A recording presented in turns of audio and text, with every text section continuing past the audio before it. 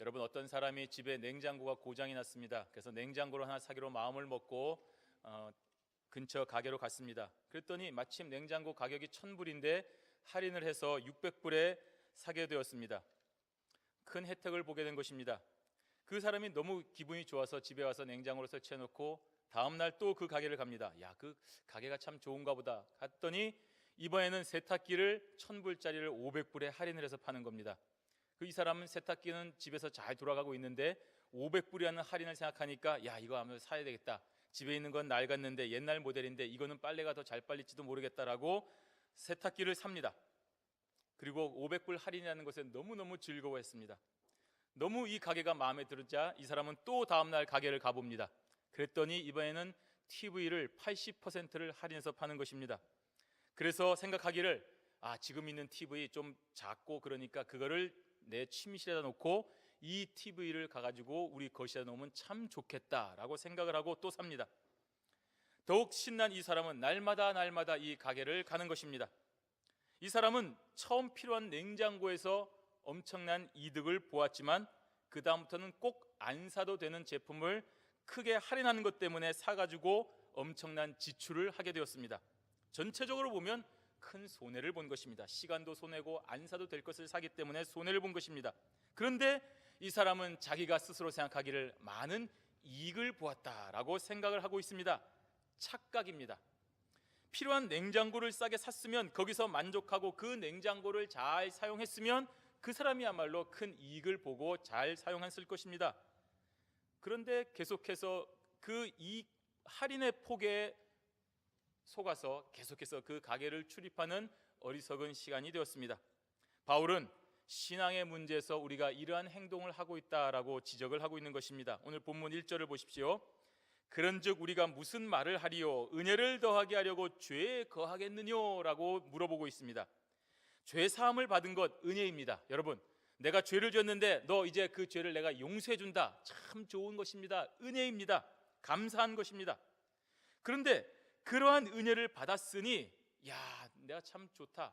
더 많이 죄를 지었을 걸. 그러면 은혜를 더 많이 받았을 텐데 그래서 더 많은 죄를 또 저지르고 또 은혜를 받겠느냐는 이 말입니다. 그럴 수 없지 않습니까? 나의 죄를 사하여 주신 놀라운 은혜를 받았으니 이제는 어떻게 살아야 됩니까? 그 은혜에 감사하고 다시는 죄를 짓지 않는 삶을 살아야 될 것 아니겠습니까? 그것이 죄 사함해 주신 하나님의 뜻에 합당한 삶이 되는 것입니다.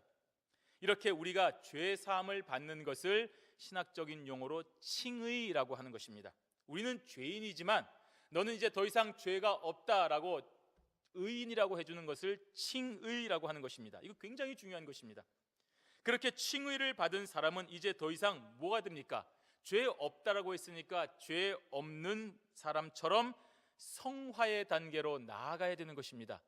죄인이라고 하면은 벌을 받아야 되지만 이제 죄인이 아니라 의인이라고 했으니까 의인답게 선한 일, 좋은 일, 아름다운 일을 하는 성화의 삶을 살아야 되는 것입니다. 어떤 사람이 날마다 엄청난 훈련을 하였습니다. 그 결과 국가대표로 뽑혔다고 생각을 해보십시오. 그러면 뭐 해야 됩니까? 국가대표 시합에 나가야 됩니다. 그것이 바로 자기를 뽑아주신 모든 분의 기대에 부응하는 일입니다. 매주일 모여서 드리는 예배에 우리는 이러한 감격으로 나와야 되는 것입니다. 죄 사하여 주신 은혜에 감사하여 여러분 각자의 자리에서 열심히 하나님의 일을 하셨을 것입니다. 각자의 일터에서 각자의 삶의 자리에서 여러분 열심히 일하셨습니다.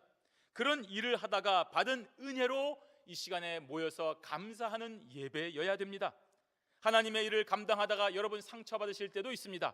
때로는 넘어져서 아픔을 겪으실 때도 있습니다. 고난도 있습니다. 바로 그러한 상처와 아픔으로 인하여 불평과 원망이 있는 것이 아니라 더 이렇게 치열한 삶의 전투에서 쓰임받는 하나님이 뽑아주신 대표로서의 그런 책임과 의무를 인식하고 다시 한번 모여서 여기서 더 열심히 살겠다고 다짐하고 은혜를 받는 예배가 돼야 되는 것입니다. 우리는 이 세상의 편이 아닌 바로 예수 그리스도와의 연합을 통하여 하늘나라의 대표 선수가 되었기 때문입니다. 저와 여러분들은 이 세상을 향하여 싸우는 하나님 나라의 대표 선수가 된 것입니다. 2절에 한번 보십시오. 그럴 수 없느니라. 죄에 대하여 죽은 우리가 어찌 그 가운데 더 살리요. 바울이 질문을 하고 스스로 대답을 해주었습니다. 1절의 물음에 대한 대답인 것입니다. 은혜 받은 것이 너무나 기뻐서 날마다 그 은혜를 또 체험하기 위하여 반복해서 너 또 죄짓고 또 사함받고 또 죄짓고 또 사함받고 그렇게 하겠느냐는 물음에 대하여 아니라, 단호하게 아니라고 말하는 것입니다. 그러한 칭의, 너 이제 더 이상 죄 없다, 너는 이제 의인이다라고 하는 칭의는 단 한 번 있는 사건이라는 말입니다. 모범수로 가명을 받고 출소한 죄수가 너무 좋았던 것입니다. 야, 내가 이렇게 열심히 감옥 생활을 하니까 출소하고 이런 가명을 받는구나. 그러다 보니까 너무 좋아서 다시 또 죄를 짓고 들어갑니다. 그래서 열심히 모범수로 살다 보면 또 가명을 해주겠지. 그런 어리석은 사람이 어디 있습니까? 가명의 목적은 무엇입니까? 가석방의 목적은 무엇입니까? 다시는 이제 너 죄 짓지 말고 착하게 살라는 말 아니겠습니까? 그러니 가명 이후에 사회에 나가서 더 모범적으로, 더 열심히, 더 법을 지키는 삶을 살아야 되는 것이 마땅한 것입니다. 그것이 바로 우리에게 주어진 칭의 이후에 성화되는 삶인 것입니다. 그러니 죄로 인하여 은혜가 임하니 많은 죄 가운데서는 더 많은 은혜가 있다. 죄 많은 곳에 은혜가 더욱 넘치기 때문에 우리가 더 많은 죄를 지어야 된다는 이 말은 궤변에 불과한 것입니다. 그러니 단호하게 그런 생각을 물리쳐야 됩니다. 우리는 죄에 대하여 죽은 것을 기억해야 됩니다. 여기서 이 죽었다는 것은 무슨 말입니까? 이미 죽어서 다시 살 수 없는 것을 말하는 것입니다. 용서받은 것을 기억하고 내가 지금 다시 살 수 있을 테니까 일단 한번 죽어보자, 이런 것을 말하는 것이 아닙니다. 내가 죽는 그 순간 다시는 살아나지 못하는, 이제 완전히 끝이고 나는 그런 절망 가운데 죽는 죽음을 얘기하는 것입니다. 예수를 믿고 칭의의 은혜를 받은 사람은 이제 죄와 관련하여 완전히 분리되었다는 말입니다. 예수 그리스도와 연합된 존재이기 때문입니다. 성도는 세상과 분리되어 예수 그리스도와 연합된 사람들입니다. 우리는 원래 세상과 마귀에 속한 사람이었는데 하나님께서 예수 그리스도를 통하여 우리를 그 세상에서 떼내어서 완전히 분리시켜서 예수 그리스도의 편으로 바꿔주셨다는 말입니다. 우리 3절 말씀 함께 읽도록 하겠습니다. 무릇 그리스도 예수와 합하여 세례를 받은 우리는 그의 죽으심과 합하여 세례 받은 줄을 알지 못하느뇨. 아멘. 죄에 대하여 완전한 결별을 한 것과 동시에 예수 그리스도로 인한 새로운 생명을 상징하는 것이 무엇입니까? 그것이 바로 세례입니다. 세례, 아주 중요한 것입니다. 세례를 받은 자는 그리스도 안에서 그와 연합하였음을 나타내는 것입니다. 이제는 우리가 더 이상 세상 편에 있지 아니하고 하나님 편에 있습니다라는 것을 나타내는 것이 바로 세례입니다. 그러한 연합은 구체적으로 그리스도의 죽으심과 연합한 것입니다. 그러면 예수님의 죽으심과 연합하였다는 것이 무엇을 말하는 것입니까? 그것은 바로 그리스도의 죽음이 나 자신의 죽음이 된다는 것입니다. 내가 예수님과 연합하였다는 것입니다. 예수님이 죽으면 나도 죽는다는 것입니다. 실제로 우리가 죽은 것은 아니지만 예수님께서 죽으신 죽음으로 인하여 우리도 죄와 완전히 결별한 것을 말하는 것입니다. 그래서 세례는 가장 먼저 죄 씻음의 의미를 가지고 있는 것입니다. 저와 여러분들이 죄 세례를 받을 때에 그 세례 받는다는 것은 내가 이전에 세상에서 연락하며 죄 가운데서 마음껏 살던 예수 믿기 이전의 삶을 그 순간에 다 결별하고 죽어버린다는 것입니다. 죄를 씻는다는 의미입니다. 저와 여러분이 예수 그리스도의 십자가 죽음을 통하여 함께 씻어지는 것을 의미하는 것입니다.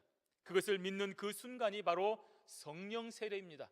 그리고 그러한 성령 세례 받은 모든 자가 다 모든 공회 앞에서 고백하는 것이 바로 세례의 예식이 되는 것입니다. 그리고 이렇게 예수 그리스도와 연합하여 죽은 자는 더 이상 죄의 세력과 상관이 없지 않습니까? 이는 바로 그리스도의 부활과도 연합하여 새로운 생명으로의 탄생까지 의미하게 됩니다. 우리 4절 말씀 함께 읽도록 합니다.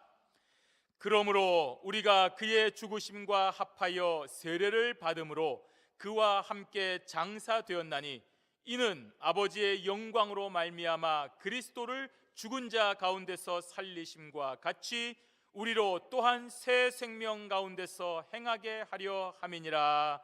아멘. 죽어버리고 끝이라고 한다면 오늘 저와 여러분이 여기 있을 이유는 하나도 없습니다. 죽음의 종교로 끝이라고 한다면 한 번뿐인 이 세상 우리 여기서 이렇게 낭비하고 기죽어 있을 필요가 없습니다. 기독교는 죽음의 종교가 아닙니다. 예수님은 십자가에서 죽으신 것으로 끝나지 않았습니다. 십자가의 대속 죽음은 반드시 하나님의 영광으로 인하여 다시 살아나는 부활로 이어지게 되는 것입니다. 그래서 기독교는 부활입니다. 기독교는 다시 사는 생명의 종교입니다.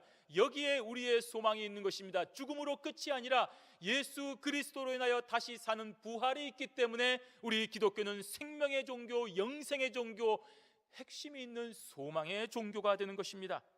아버지의 영광으로 말미암아 그리스도를 죽은 자 가운데서 살리심과 같이라고 했습니다. 하나님 아버지의 권능이 예수 그리스도를 부활의 첫 열매가 되게 하셨습니다.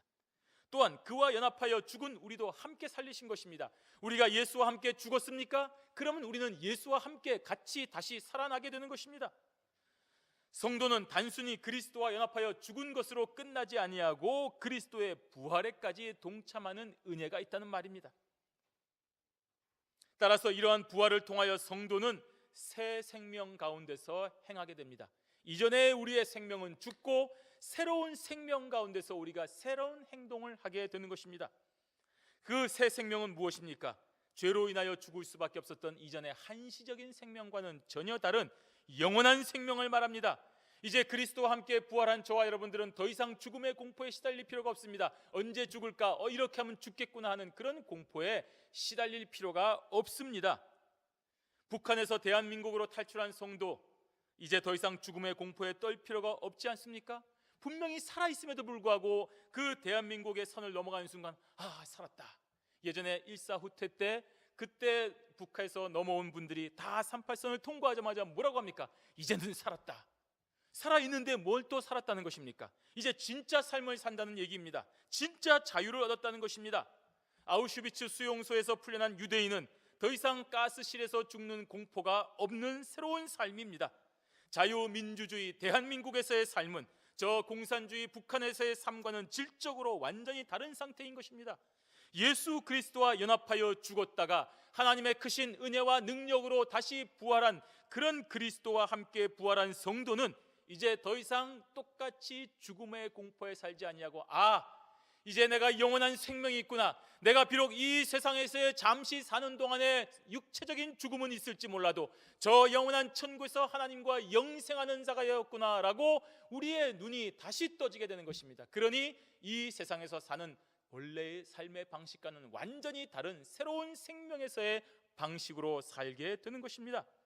그러니 성도는 무엇입니까? 우리는 나 혼자가 아니라 그리스도와 연합하였다는 것을 반드시 생각을 하고 살아야 됩니다. 우리 5절 말씀 함께 읽습니다.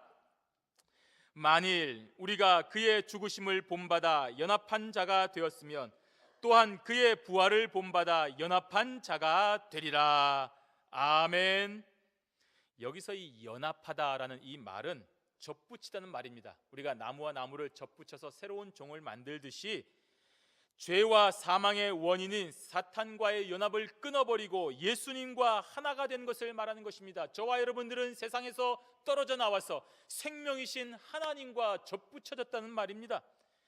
그러면 성도는 반드시 그와 함께 죽었다가 그의 부활에 동참하는 자가 됩니다. 예수님이 나를 버리시면 어떡하지? 내가 예수님을 붙잡고 있다가 내가 힘이 박혀서 놓으면 어떡하지? 여러분, 그런 것은 접붙이는 것이 아닙니다. 연합되었다는 것은 이제 저와 여러분들을 그리스도에서 떼어낼 것이 아무것도 없다는 말입니다.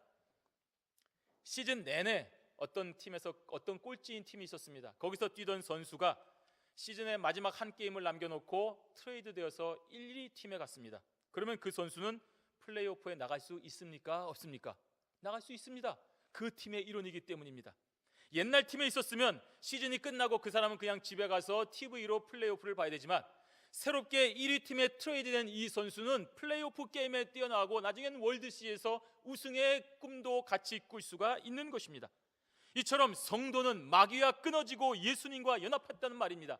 우리가 세상의 팀에서 생명의 팀으로 옮겨졌다는 것입니다.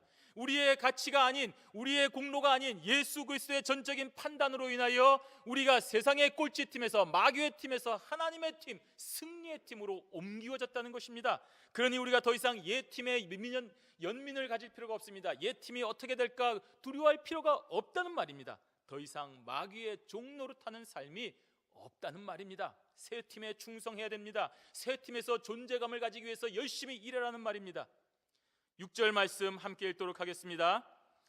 우리가 알거니와 우리 옛사람이 예수와 함께 십자가에 못 박힌 것은 죄의 몸이 멸하여 다시는 우리가 죄에게 종노릇하지 아니하려 함이니. 아멘. 새로운 팀으로 바뀌었는데 여전히 예전 팀의 연민을 가지고 그 팀에 소속된 것처럼 행동할 필요가 없습니다. 여러분, 전혀 그렇지 말아야 됩니다. 예수 그리스도와 함께 연합하여 새로운 생명을 얻은 성도는 이제 더 이상 예전에 속한 마귀의 영향을 받을 필요가 없습니다. 주눅들 필요가 없습니다. 세상의 가치관을 따라갈 필요가 없다는 말입니다. 죄에게 종노릇하던 옛사람이 이미 예수 그리스도의 십자가 죽음에 같이 죽었다는 것입니다. 우리가 새로운 팀으로 와서 세례받는 그 순간에 새로운 팀에 완벽하게 녹아들었다는 말입니다. 그래서 이제는 죄의 몸이 멸하여 다시는 죄에게 종노릇하지 않게 되는 것입니다. 이 죄는 우리 인간의 힘으로 통제할 수 없습니다. 그렇습니다. 우리의 육신에 눈이 있는 이상, 우리의 이기심이 있는 이상, 죄악된 습성이 있는 이상 우리는 이 죄의 속성에서 벗어나는 것이 불가능합니다. 그런데 예수 그리스도와 연합을 하게 되는 그 순간 모든 것이 해결됩니다. 여러분, 죄의 지배에서 벗어나는 것입니다. 여러분이 어떤 길을 걸어가고 있는데 주인이 없는 곳, 마음대로 할 수 있는 곳에 가보십시오. 유혹이 생길 것입니다. 그런데 경찰과 함께 같이 간다고 생각해 보십시오. 그 유혹에 휩싸이겠습니까, 여러분? 내가 이것을 잘못 저지른 순간 바로 이 사람이 나를 체포해 갈 것인데 여러분, 통제하게 되는 것입니다. 우리가 예수 그리스도와 연합하였다는 것이 바로 그것입니다. 예수 그리스도와 연합하는 순간 모든 죄의 문제가 해결되는 것입니다. 죄의 집에서 벗어나는 것입니다. 그 죄로부터 완전한 자유로움을 얻는 것입니다. 이것이 바로 예수 그리스도와 연합하였을 때 얻는 은혜인 것입니다. 7절 말씀을 보십시오. 이는 죽은 자가 죄에서 벗어나 의롭다 하심을 얻었음이니라. 하나님에 의하여 우리가 죄에서 벗어나 의롭다 하심에 뭐라고 했습니까? 아까 칭의가 있기 때문에 더 이상 죄의 종노릇을 하지 않는다는 말입니다. 여러분, 빚이 있습니다. 그런데 채무가 정리되면 더 이상 우리를 독촉하는 채권자와는 상관이 없습니다. 내가 빚지고 있을 때는 나에게 돈을 준 그 사람의 눈치를 살펴야 됩니다. 저 사람이 갑자기 마음이 외서 내한테 이자를 올리거나 빨리 돈을 갚으라고 하거나 담보를 다 가져가면 어떡하지? 그런 생각이 드는 것입니다. 눈치를 보게 됩니다. 이 미국에서 은행으로부터 빌린 론을 다 갚기 전에는 우리가 살고 있는 이 아름다웠고 편한 집이 우리 집이 될 수 없습니다. 화재보험 들고 싶지 않아도, 너무 비싸서 화재보험 안 들고 좀 잘 내가 조심하고 우리 집에 애도 없는데 잘 살고 싶어도 주인이 내가 아니고 우리 은행이기 때문에 은행으로서 화재보험을 들려고 하면 들어야 됩니다. 은행이 그렇게 요구하기 때문입니다. 하지만 우리가 그 은행의 모든 빚을 다 갚고 난 다음에, 론을 다 갚은 후에는 그 은행의 말 안 들어도 됩니다. 우리가 우리 마음대로 구조를 변경해도 되고 우리가 마음껏 우리 집의 권리를 행사할 수가 있습니다. 더 이상 그 은행은 우리와 상관이 없기 때문입니다. 이 집은 이제 완전히 우리의 것입니다. 이것이 바로 죄로부터 벗어난 새로운 생명으로서 사는 삶입니다. 이제는 더 이상 은행과 눈치할 것도 없고 줄다리기 할 필요도 없습니다. 이 집을 토대로 멋지고 아름다운 새 생활을 살면 되는 것입니다. 우리가 죄의 눈치를 볼 필요가 없다는 말입니다. 예수 그리스도와 연합하는 그 순간에 우리는 죄에서 완전히 벗어났기 때문입니다. 사도 바울은 오늘 8절에서 만일 우리가 그리스도와 함께 죽었으면 또한 그와 함께 살 줄을 믿노니라고 말했습니다. 우리 5절 말씀을 다시 한번 얘기하는 것입니다. 다시 한번 반복하여 강조하고 있습니다. 왜 또 강조합니까? 이제 이어지는 11절까지의 내용을 위해서 다시 한번 이것을 기억하게 할 필요가 있기 때문입니다. 이러한 부활에 대한 확신은 예수 그리스도의 부활이 그만큼 확실하기 때문입니다. 내가 어떻게 다시 살아나? 예수님께서 확실하게 살아나셨기 때문에 우리가 예수님과 연합하여서 살아나는 것입니다. 우리 신자는 그 사실을 믿어야 됩니다. 예수님은 하나님의 아들이니까 살아났고 나는 그런 인간이니까 살아나지 못한다. 아닙니다. 우리는 예수 그리스도와 연합했을 때 그 은혜로 말미암아 함께 부활하는 것입니다. 우리 9절 말씀 함께 읽도록 하겠습니다.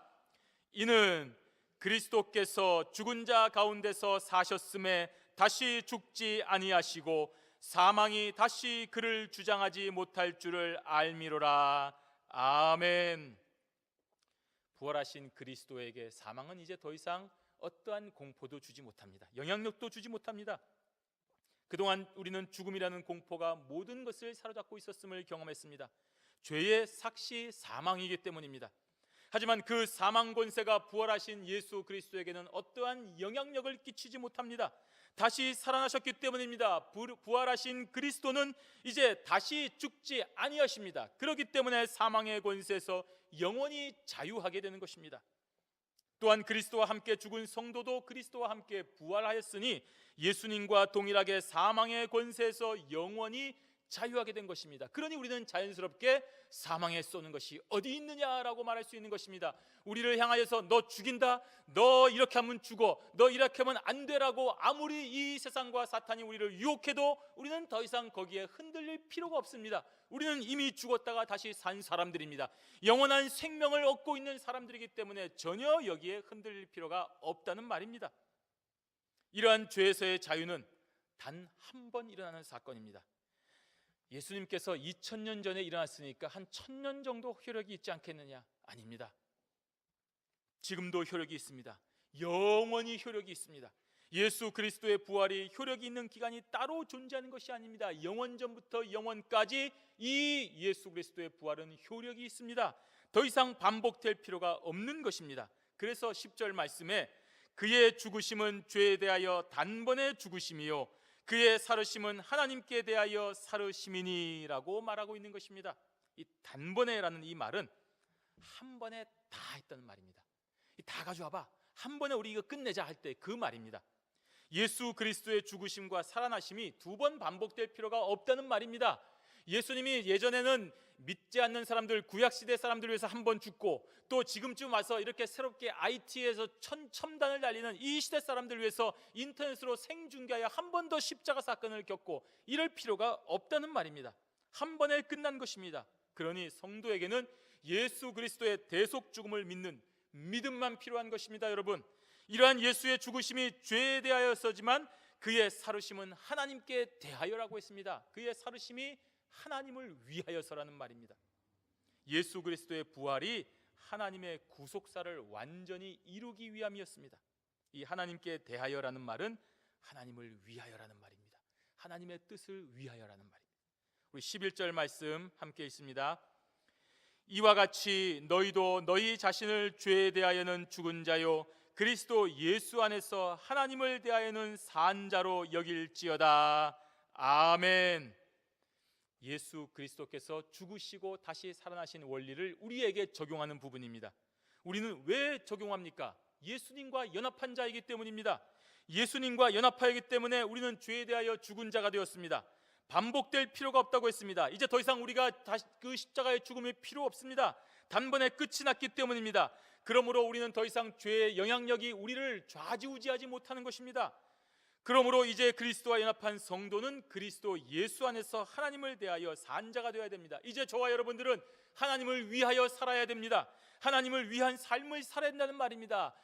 하나님께서 기뻐하는 소망의 삶을 살아야 된다는 말입니다. 그리스도 안에서 그의 장성한 분량에 이르기까지 자라가야 된다는 것입니다. 우리가 어린아이한테 기대하는 것이 있습니다. 우리가 먹여주고 재워주고 입혀주고 공부시켜주고 바라는 것이 있습니다. 저들이 이 세상에서 사회에서 하나의 인간으로서 아름답게 성장하여 자신의 목을 나타내기를 부모는 기대하고 있는 것처럼 오늘 저와 여러분의 새로운 삶은 하나님을 위하여 사는 삶이어야 됩니다. 하나님의 뜻을 만족하는 삶, 하나님을 기쁘시게 하는 삶, 하나님께서 원하시는 삶을 살아야 된다는 말입니다. 그 구체적인 삶의 모습에 대하여 지금 바울이 권면하고 있는 것이 12절의 말씀입니다.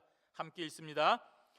그러므로 너희는 죄로 너희 죽을 몸에 왕노릇하지 못하게 하여 몸의 사욕을 순종치 말고.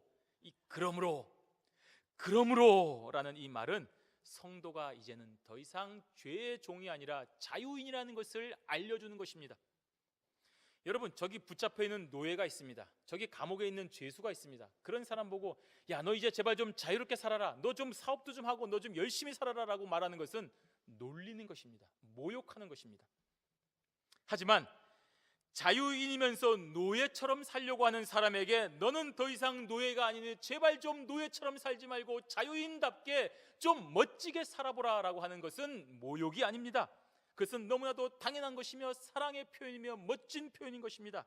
그러므로라는 이 말은 성도 여러분, 너는 이미 그리스도와 연합한 자이니 더 이상 사망의 종노릇하는 죄인이 아니다. 그리스도와 함께 부활하였으니 그리스도와 함께 연합하였으니 하나님의 뜻에 대하여 하나님을 기쁘시게 하는 삶을 사는 자가 되어야 되지 않겠느냐 하는 그 말입니다. 따라서 죄가 왕노릇하는 영적 죽음의 상태처럼 행동하지 말라는 말입니다. 이제 더 이상 몸의 사욕으로 인하여 복종되어 사는 비참하고 어리석은 삶을 살아가지 말라는 것입니다. 자유인인데도 화장실 갈 때도 저 화장실 가도 됩니까? 저 밥 먹어도 됩니까? 저 이제 자도 됩니까? 그렇게 하지 말라는 말입니다. 자유인이면서 오늘 내가 무슨 일을 해야 할지, 어디로 가야 됩니까? 어떻게 해야 됩니까? 누구를 만나야 됩니까? 무슨 말을 해야 됩니까? 물어보지 말라는 말입니다. 이제는 좀 제발 그리스도와 함께 연합한 자답게 하나님을 위하여 살아라는 말입니다. 하나님을 기쁘시게 하는 삶을 살아라는 얘기입니다. 너가 좀 알아서 하나님이 원하시는 뜻대로 살아가라는 말입니다. 아름다운 성도의 삶을 통해서 성령의 열매를 맺으라는 말입니다. 이를 위해서 우리 몸을 정욕으로 쓰려고 하는 죄악과 맞서 싸우라는 말입니다. 그리스도와 연합한 성도는 성령께서 함께 하시니 얼마든지 그러한 죄악과 싸워 승리할 수 있다는 말입니다. 너에게 훈련시켜 주었지, 너에게 병기 주었지, 너에게 모든 실전의 감각 다 주었지, 이제는 제발 나가서 싸우라는 것입니다. 능력이 있다는 얘기입니다. 승리할 수 있다는 말입니다. 13절 말씀 함께 있습니다. 또한 너희 지체를 불의의 병기로 죄에게 드리지 말고 오직 너희 자신을 죽은 자 가운데서 다시 산 자 같이 하나님께 드리며 너희 지체를 의의 병기로 하나님께 드리라. 아멘. 이 얼마나 멋있는 고백입니까? 의의 병기로 하나님께 드리라고 했습니다. 여러분, 여러분의 삶을 누구에게 드리겠습니까? 여러분의 부모님을 위해서 드리면 부모님은 기뻐하십니다. 여러분의 선생님을 향해서 여러분의 몸을 드리면 여러분의 선생님은 기뻐하십니다. 여러분의 친구를 위해서 여러분의 몸을 다 드리면 여러분의 친구는 진짜 기뻐합니다. 그러나 거기까지입니다. 여러분의 삶을, 여러분의 그 놀라운 삶을 하나님을 위하여 의의 병기로 드리시기를 바랍니다. 그리하면 이 세상에서도, 오는 세상에서도 하나님께서 기뻐하시는 아름다운 삶이 된다라고 말씀하고 있는 것입니다. 오늘 저와 여러분의 영원한 주인이 되시는 하나님께 우리 몸을 잘 훈련시킨 병기로 바치라는 말입니다. 오늘날 수많은 연예인들이 얼마나 멋진 몸 가지고 있습니까? 얼마나 멋진 몸매를 가지고 있습니까? 그 몸과 몸매를 왜 관리합니까? 자기를 봐주는 팬들을 위해서 관리하지 않습니까? 한낱 사람을 향해서도 이처럼 정성을 다하고 노력을 다하는데, 여러분, 우리 애를 생명을 주시고 죄에서 구원해 주시고 새로운 몸을 주시는 창조주이시며 주인 되시는 하나님을 기쁘시게 하기 위하여 왜 훈련하지 않습니까? 왜 노력하지 않습니까? 왜 외면하십니까? 왜 하나님이 원하시는 삶을 살려 하지 않습니까? 왜 하나님한테 기쁨이 되는 존재가 되지 아니하십니까? 오늘 의의 병기로 하나님께 드리라고 하지 않습니까? 오늘 저와 여러분의 삶을 아침부터 저녁까지 또 한 주를, 또 한 달을, 또 1년을, 아니 우리의 영원한 삶을 온전히 다 훈련시켜서 잘 훈련된 병기로 하나님 앞에 드리시는 아름다운 성도들이 되시기를 바랍니다. 이것이 충성입니다. 이것이 보은입니다. 이것이 바로 감사입니다.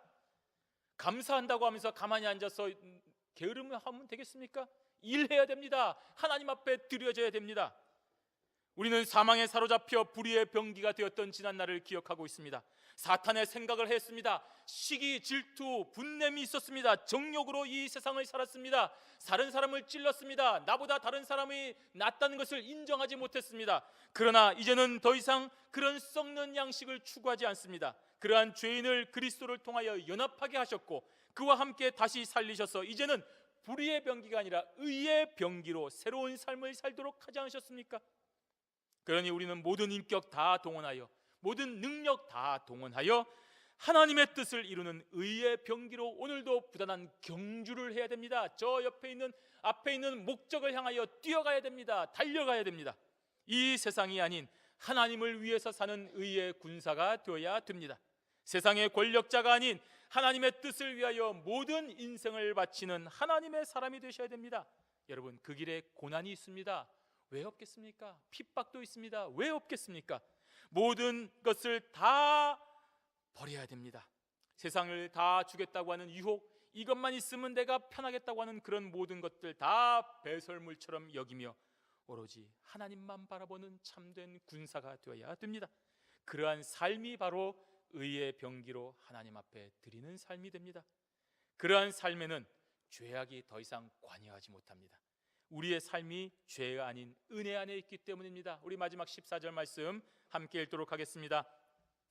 죄가 너희를 주관치 못하리니 이는 너희가 법 아래 있지 아니하고 은혜 아래 있음이니라. 아멘. 그리스도와 연합한 성도인 저와 여러분은 이제 더 이상 법 아래 있지 않습니다. 은혜 아래 있습니다. 죄의 영향력 아래 있지 않습니다. 은혜 아래 있다는 것은 죄로부터 완전한 격리를 말하는 것입니다. 분리를 말하는 것입니다. 이제는 어떤 일이 있어도 다시금 죄의 영향력에 들어가지 않는다는 말입니다. 여러분, 우리가 이 대한민국의 영토 안에서 사업에 실패를 해도 괜찮습니다. 거기서는 절대로 죽음이 없습니다. 우리가 이 대한민국의 영토 안에 있을 때는 절대로 다른 나라의 영향을 받지 않는다는 말입니다. 이것이 바로 은혜 아래 있다는 것, 대한민국의 보호 아래 있다는 것 아니겠습니까? 오늘 저와 여러분들은 이제 더 이상 죄의 영향에 있지 않습니다. 죄가 우리를 사로잡지 못한다는 말입니다. 우리가 살아도 주를 위하여 살고 죽어도 주를 위하여 죽는 것은 이 은혜 아래 있기 때문입니다. 그러니 여기서 일어서서 뛰어가시기를 바랍니다. 넘어질 수도 있습니다. 다칠 수도 있습니다. 또 일어나시기를 바랍니다. 또 벌떡벌떡 일어나서 하나님 앞에 훈련된 의의 병기로 하나님을 위하여 사는 달려가는 삶을 살아가시기를 바랍니다. 우리는 은혜 아래 있습니다. 안심해야 됩니다. 내가 실수하는 것으로 인해서 다시 야, 너 안 되겠다 하고 잡아서 저 죄 가운데로 던져버리지 아니하신다는 말입니다. 나 혼자가 아니라 그리스도와 연합하여 있는 존재이기 때문입니다. 부모와 함께 있는 아이 안전하지 않습니까? 부모가 지켜주는 것입니다. 그 부모가 무슨 일이 있어도 이 아이는 보호하는 것처럼 그리스도와 연합된 저와 여러분들은 그리스도께서 우리를 완벽하게 은혜 아래 보호하고 계시는 것이기 때문입니다. 이것이 은혜입니다. 그래서 감사하는 것입니다. 그래서 하나님 앞에 의의 병기로 하나님의 삶을 위하여 드리는 것입니다. 성도 여러분, 우리는 그리스도와 연합한 성도입니다. 죄의 영향력에서 단번에 벗어났으니며 다시 돌아가지 않습니다. 걱정하지 마시길 바랍니다. 이것이 바로 한 번 얻은 구원이 취소되지 않는 것입니다. 하나님의 은혜 아래에 있습니다. 그러므로 이제는 하나님을 위하여 사는 의의 군사들이 되어야 됩니다. 몸의 사욕이나 어리석은 욕망에 사로잡혀 더 이상 죄의 종노릇하지 마시고 오로지 하나님을 기쁘시게 하는 의의 병기가 되시기를 바랍니다. 그리스도와 연합하여 그와 함께 죽었고 그와 함께 다시 살으심을 입은 성도답게 이 세상에서 본향을 향하여 아름다운 순례자의 걸음을 걸어가는 경양의 성도들이 되시기를 주님의 이름으로 축원합니다. 아멘.